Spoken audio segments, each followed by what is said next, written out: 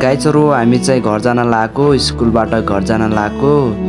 अब स्कुल जानलाई 2 घन्टा लाग्छ, 2 घन्टा हिँडेर जानुपर्छ स्कुल जानलाई। अनि यो चाहिँ जाडो महिना हो, यस्तो चिसो हुन्छ कि गाइज, यस्तो चिसो हुन्छ कि पुरै छोडिदेऊ। अब उनीहरू चाहिँ मेरो बचपनदेखिका साथीहरू, हामी सँगै हिँड्छौँ, सँगै खान्छौँ, डुल्छौँ।